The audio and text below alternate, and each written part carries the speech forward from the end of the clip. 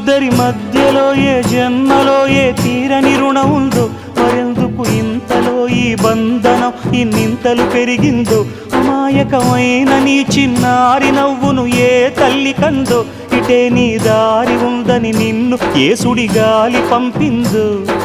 పాపం పుణ్యం దేవుడికెరుక, పేదకు దొరికిన బంగారు కణిక, పాలు వెన్నాలేవని అనక ప్రేమను తాగి పెరగవెసిలక. వలేసే పాడు లోకం కంటపడక ఉండు నాయనక, ఇలా నా గుండెలోనే గువ్వల కొలు ఉండిపోయింక.